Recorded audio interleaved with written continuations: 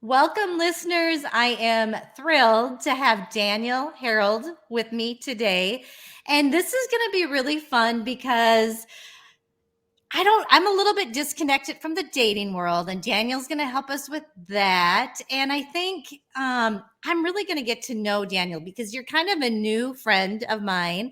And I've seen a lot on Instagram, very uplifting stuff about kind of helping people get moving forward and thinking about dating, because even my clients who are in the midst of a heated divorce, we always want to look towards the future, and it's always in the back of their minds. So Daniel, if you would just share your story, Yeah. and all the things you're doing, and then we'll just get into some questions. Well, first of all, thank you for having me on. I always love telling my story and love, we've been following each other as of late. I love the content that you're pushing out, and I love helping people as they're navigating their divorce. Even though I'm not a divorce coach or an attorney or a therapist, I think telling your story is can be impactful. And so, just to give you maybe the Cliff Notes version. I was in a 26-year relationship, of which 22 years were married. Um, Born and raised in Tulsa, Oklahoma. So, the culture here is very much graduate from college, get married, spit out kids, and so I kind of followed that. And I got married, I think, at 22. We had our first kid at 24. I had 3 kids before 30. So it's like all of a sudden you're thrust into, you know, providing and raising a family. You probably don't even know what you want in your life, which is kind of You're neat still looking just a back. kid. Yep. Right. And, the marriage eroded. There wasn't anything that was incredibly toxic. We just kind of, we're the classic case of people that just kind of drifted. And I found myself going through a divorce about 3 years ago. Yeah, 3 years ago. And, you know, there's a lot of things that I did wrong. There's a lot of things that I did right. That's kind of my platform, is to talk about my own personal experience, the things that I did wrong as I navigated through and after that, but then also some of the things that I learned along the way and the things that I started to do right. And so, I think I've always loved writing.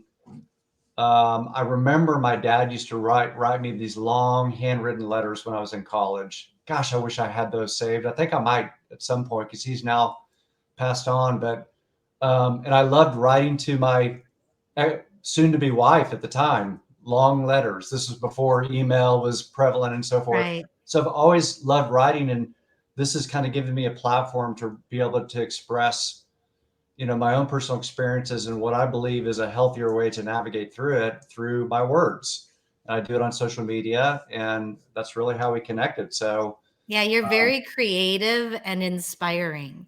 I mean, oh, well, thank truly. you. So I'm glad that you're finding it is fun to be able to create. I find that as well in my, kind of rigid left brain attorney life. Sometimes it's kind Right, of fun to create things. And I always think of my mediation agreements as very creative ways to divorce. right. So you were married a long time, and I get that. I've been married 30 years. That's why I say I'm kind of out of touch with the dating world. And I have friends that I want to help through this, friends that don't want to go online to an app. And, and like I said, I want people to know that that's something in their future, probably if they're going through a divorce now. But before we get into that, can you give me a couple of things that you learned through your divorce? You talked about things you did wrong. I feel like those are not necessarily negative things, as long as we can use them and learn. So, can you throw a couple out of the things that Yeah. you learned? I think first and foremost, and I've been on a couple podcasts where I've been described as having the unicorn divorce. And what I mean by that, it was very smooth sailing, didn't have any conflict with my spouse through the process. And it wasn't one of these long drawn out battles. And we both did it on the front end because we wanted to set I remember talking about this. We both said it on the front end, saying that we wanted to set an example for our kids of how adults can be adults when they break up. And, um, and so that part I know that I did right. What I didn't do right, to answer your question, is that still doesn't mean that as a man, you don't still go through the emotions of a divorce. It's a trauma. And so you have all of these range of emotions of guilt, of failing your family, of shame, of loneliness. I mean, everything that you can describe what everybody's feels when they go through their divorce, I felt. And in hindsight, if there's a couple of things that I wish I would have done, number one was I wish that I would have sought a therapist to deal with those things. I internally processed it, and fortunately, I managed through it myself, with maybe a lot of family support. But gosh, if I would have had a therapist, I could have talked through this and really probably healed at a much faster pace. So that would probably be number one. I think a lot of men think that it's not manly to go see a therapist, Right. and I think that's quite the opposite. I think it's an incredible investment in yourself to get through healing through a trauma, dealing with the issues that you might have contributed to a failed marriage and how you can improve on those, whether it's attachment styles or certain ways that you fight, ways that you communicate. And I wish that I would have done that. I think second was I dated way too early, Lisa. Like Did you? I did, and I'm kind of shameful still to this day of doing it. It's good because it gives me a platform of what to tell people not to do. But I dated during my separation, um, and right out of the gate after the divorce, and all it did was hurt people. It hurt my kids because they found out, because Tulsa's a small town. Mm-hmm. It hurt my wife, soon to be ex-wife at the time, and it hurt the relationships or the people that I was dating during that process. And I'm just a big believer today, even though I didn't follow this, that you have to have this healing process that you got to go through. And I believe that it begins when that divorce decree is signed. It doesn't be, I have so many people say, well, we've been separated for 5 years. I'm pretty much living my own life and I've done the therapy. It's like, it doesn't matter. The new norm doesn't occur until that divorce decree is signed. That's when the marriage is, in essence, buried. And that's when the true healing and the true new life that you're living starts. And that's not to say that you're not going to co-parent and deal with that. But, Right. um, I just believe that if I would have allowed that to occur, allowed some of the healing to take place, whether it's 3, 6, 9, 12 months following uh, my divorce, I think I would have come out much healthier in how I dated and how I viewed dating. And, I, like many men and probably lots of women, we jump into dating because we're lonely.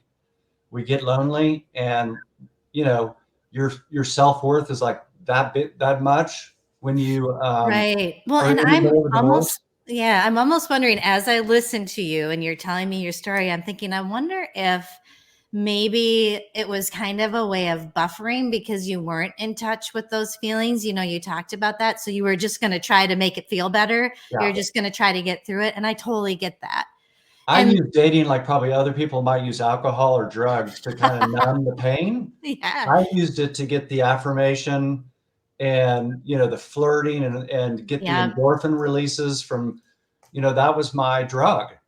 And, but it was not a healthy drug. It's not any right. healthier than, or any more healthy than, partaking in alcohol or creating some bad vice to cover up the pain that you're going through. So you kind of feel like, in your humble opinion, that for you, it would have worked better if once the divorce, you get through the divorce, and once that's signed, you deal with your emotions and then you move forward with the Yeah. dating process. And as you know, being a divorce attorney, recovering from a divorce is not linear. You can't say to someone, well, 12 months later, you're going to be a perfect human being, you'll be ready. It's different for every person based on the trauma that they experienced and how much they're investing in themselves to heal, Right. like the therapist or other self-care approaches. And so, as I give dating advice now, would have never thought at 48 years old I'm giving dating advice. But as I give that advice and people ask me when's the right time, I was like, I can't answer that question. Right. But I do believe that it shouldn't start before the decree is signed, for the benefit of your family and your kids, and even out of respect for your spouse or Yeah. soon to be ex, and then allow that healing to occur. And you'll know when you're ready, Yeah. because when you feel complete and happy and optimistic about your life, and dating is maybe kind of secondary, then you're Hmm. ready to date. So, okay, that's so good to know. So you'll know you're ready because your life will be better, basically. When you feel complete, when you feel like, okay, Okay. I've got this, the dust is settled, I'm used to the new norm of co-parenting, of living by myself, of, you got to start all these new, you had a partner before that Yep. participated in the things that you're doing. And, I think a lot of people jump right into the next relationship, not realizing that there's an incredible opportunity when you're single again, where you've got all the autonomy to make all the decisions. Hmm. You're like the sole decision maker. And that's like a special time that a lot of people, don't really have. And why not take advantage of that to be able to do the things that you want to do, Right. to get that empowerment, but then also that self discovery of, okay, what do I want in my life now? And too often we'll jump into the next relationship and we haven't really gone through a self discovery. And I think you're missing like a special moment.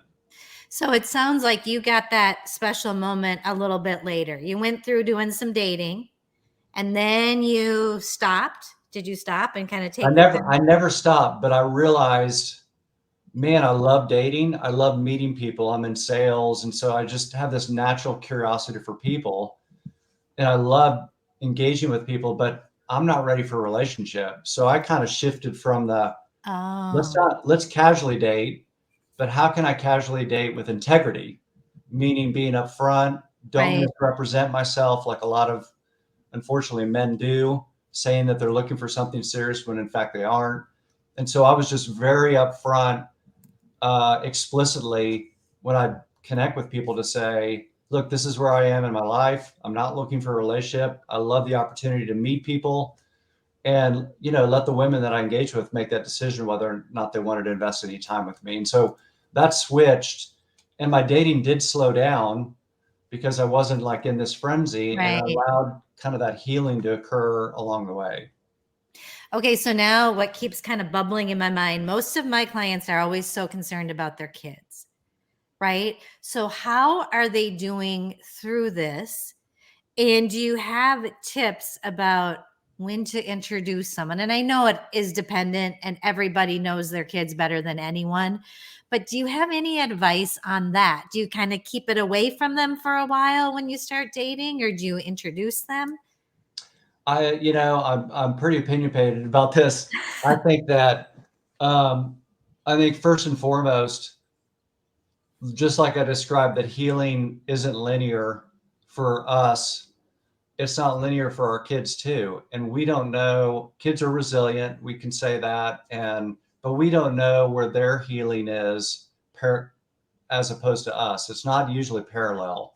And so Right. a lot of times what people do is, I become a healthy human being. My kids are still recovering from their trauma. And then I introduce someone, into their lives, and they're still dealing with their pain.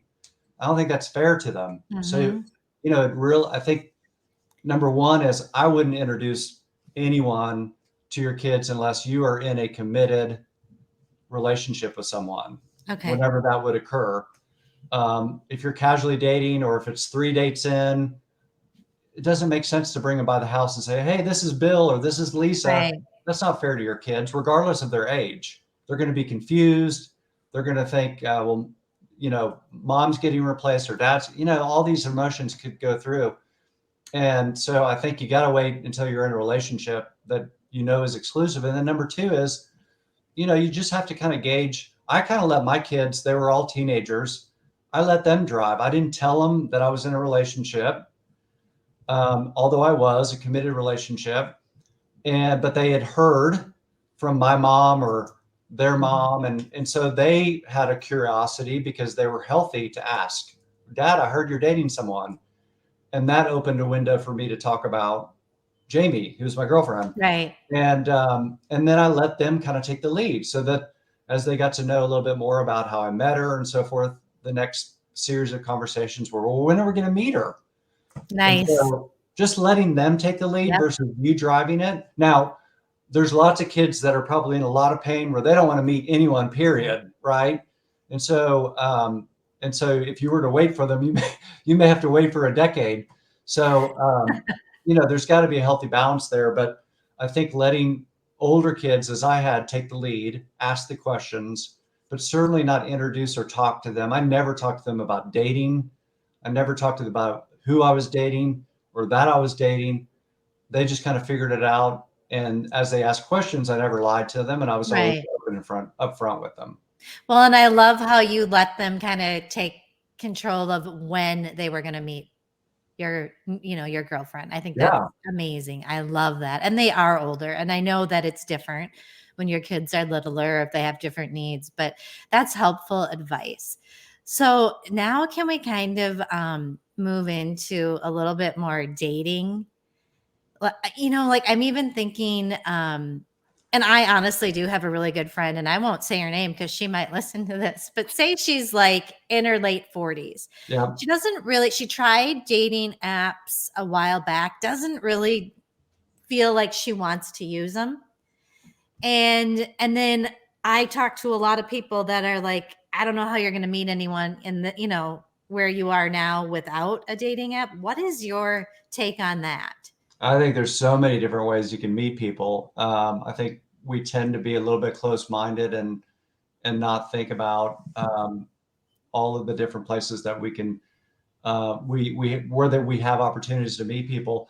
I see dating apps as a pond to fish in. If we use kind of the fishing analogy, and Mhm. you want to go out and catch a fish, which might be a date or maybe a relationship, I'm going to have as many lines in the water as I can, and I'm Right. going to be fishing in different ponds.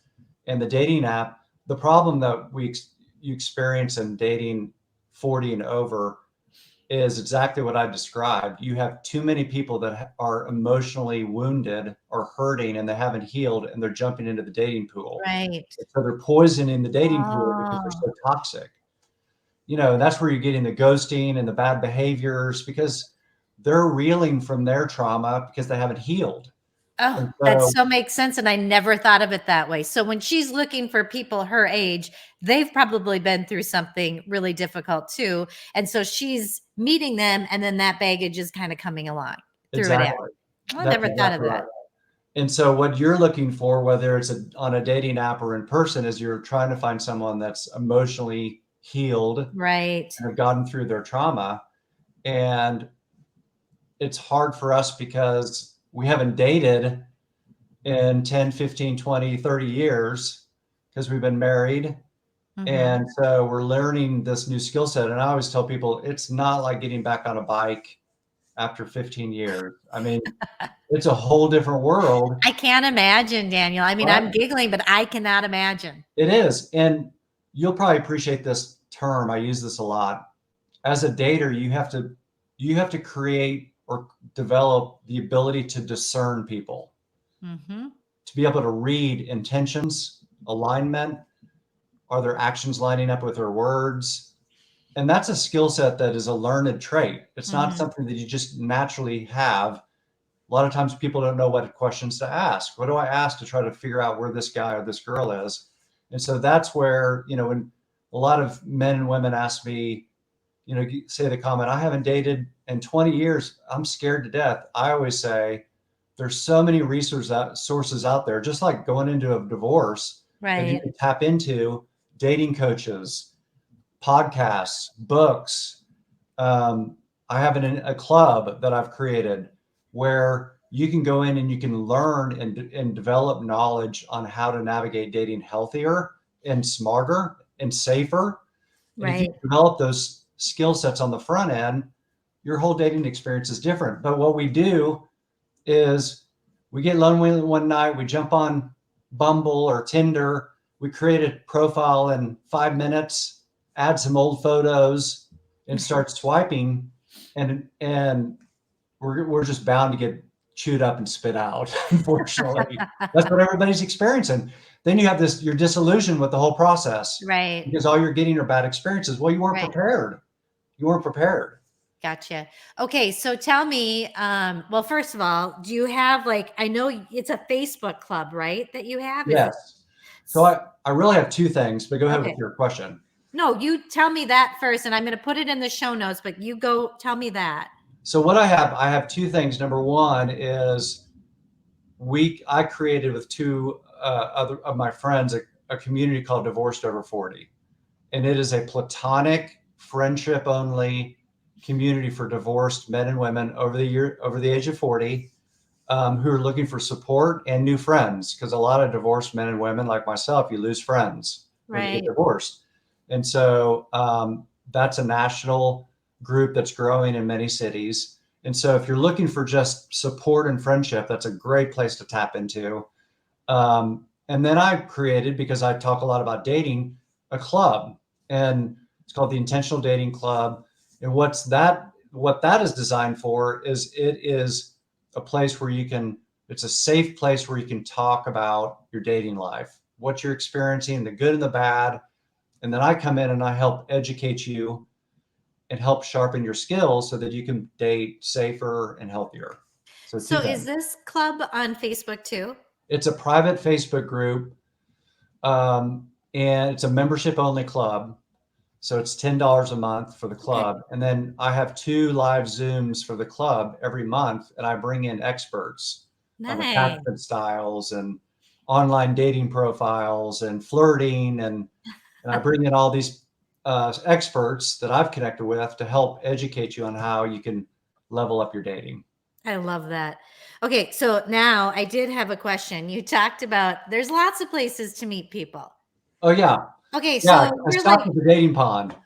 so So, tell me more about that because you're home, you're working from home, no, more than ever now. So where are these people? You're not really going to meet them at work that much anymore. But so tell me, fill me in. So in the 50s and 60s, I read an article. In the 50s and 60s, the top 3 places that you found your relationship or your husband, wife was friends and family, church, and your neighborhood, which I thought neighborhood was interesting. But if you think about like Leave It to Beaver and all those, the neighborhood was like a community, right? Yeah, It's not that like that anymore. And we've kind of drifted off of those things because we have easier access via the dating apps. It's easier to tap in and have hundreds of options. right. Well, there's lots of options with friends if we would make the effort. And so I'm a big believer that if you're looking for an organic way to meet new people, invest in your friendships, new ones and old ones, and go out and just put yourself out there. Go be active because you're going to meet their friends. And Right. if you like your friend, then you probably are going to like your friend's friends, and then your friend's friends, right? Right. And it creates an opportunity as you're out there to interact. You could be sitting at a bar or a restaurant, and your girlfriend's friend walks by. He's a guy, and comes by to say hi, and you meet him, and then you're like, "Who's that?" "Oh, that's Bill." You got to put yourself in those Yeah. situations. So I think investing in friendships is a great Okay. alternative. But then also, what again, going back to the self discovery, what are the old hobbies or things Yes. that you enjoy that you want to dust off?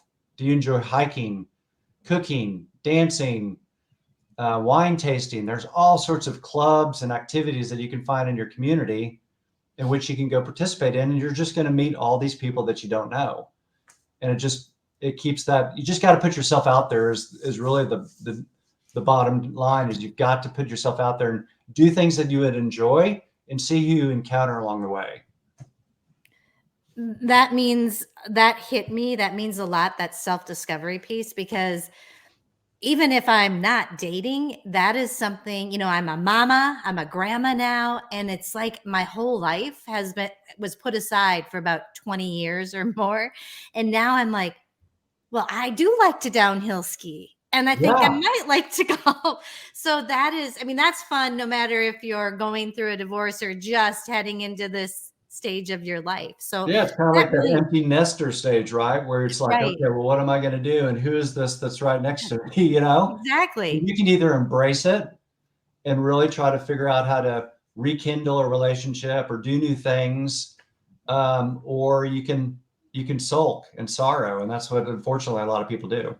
Well, and and I know you're like the, I mean, I just want people to heal through divorce. And so I love this positivity about learning and dating and just blossoming into who you are, whether you end up with a partner or not. That kind of is what it sounds like. So, Yeah, I mean, I think life can be epic after your divorce. It's just what you make of it and what you're going to do. And if you're yeah, not willing to act and rediscover yourself and have a positive attitude, then it's just going to prolong the sadness and all the emotions that you go yes. through.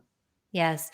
And I think too, part of that's why I am so passionate about working together and doing mediations. And it sounds like that's how your divorce was, because that integrity just sets the stage for you to move forward in a healing motion. So, Daniel, I have loved getting to know you. Truly, I am so thankful that you are sharing. You're putting all your dirt out there and you're sharing things that you've learned. And that is so meaningful to me. And I am definitely going to have those clubs in my show notes. Awesome. Is there any other way that we should let people know to connect with you?